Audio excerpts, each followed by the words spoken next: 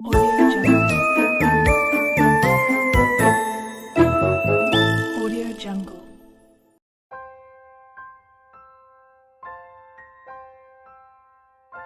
यह कहानी है सिल्वेस्टर स्टेलोन के संघर्ष और सफलता की कहानी। जो हॉलीवुड मूवी देखते हैं वह तो इन्हें जानते ही है, और जो हॉलीवुड मूवी नहीं देखते वह भी इन्हें चेहरे से जरूर पहचानते होंगे।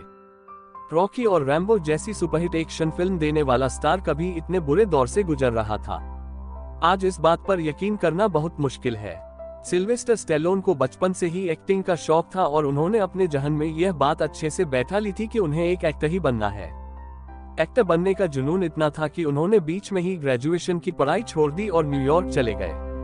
वहां पहुंचकर उन्होंने लगभग हर जगह पर ऑडिशन दिए, पर कहीं भी सफलता नहीं मिली। इस बीच उन्होंने कई स्क्रिप्ट भी लिखी और वह भी सेलेक्ट नहीं हुई। बहुत कोशिश करने के बाद 1974 में द लॉर्ड्स ऑफ फ्लैटबुश इस फिल्म में उन्हें एक छोटा सा रोल मिला, पर उन्हें कोई खास फायदा नहीं हुआ। स्टेलोन एक के बाद एक ऑडिशन देते रहे, पर बार बार उन्हें रिजेक्ट होना पड़ा। हालत ऐसी हो गई थी, उनके पास अपने परिवार को खिलाने पिलाने तक के पैसे नहीं बचे थे। यहाँ तक कि उन्हें अपने पत्नी के जेवर भी बेचने पड़े। ऐसी सिचुएशन में कोई भी आम इंसान किसी भी काम को करने के लिए तैयार हो जाता है, और सिल्वेस्टर ने ठान रखी थी कि उन्हें हॉलीवुड में ही जगह बनानी है, वह भी एक एक्टर के रूप में। दिन बहुत बड़ी कठिनाई से गुजर रहे थे।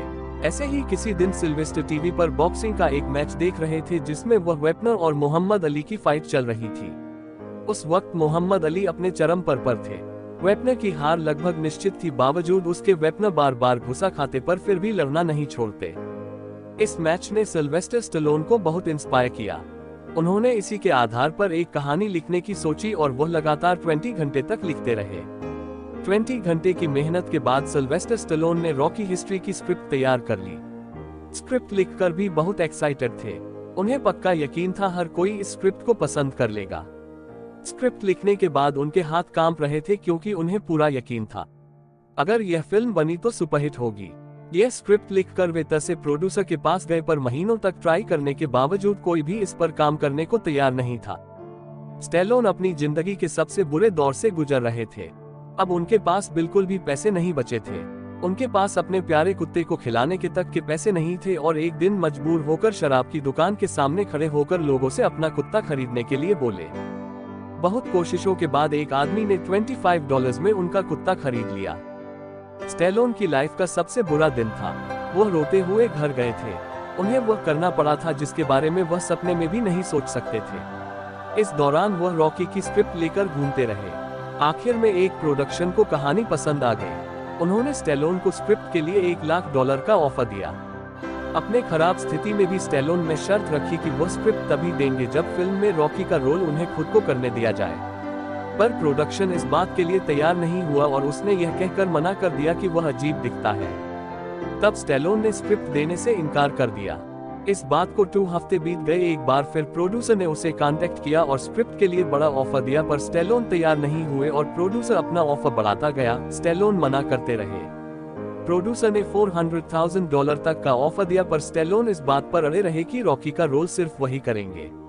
आखिर में प्रोडक्शन ने हार मान ली और स्टेलोन को रॉकी का रोल देने के लिए तैयार हो गए, लेकिन $400,000 में नहीं, सिर्फ $25,000 में। लेकिन स्टेलोन इससे खुश थे।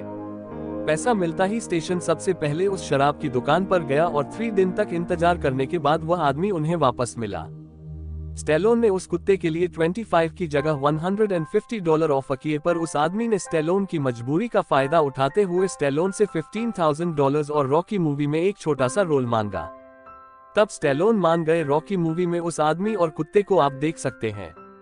रोटी मूवी बनी, रिलीज हुई, और हम सब जानते हैं कि वह कितनी बड़ी हिट साबित हुई। उसे 1976 में बेस्ट पिक्चर का अवार्ड मिला, और इसके बाद सिल्वेस्टर स्टेलोन ने कभी पीछे मुड़कर नहीं देखा।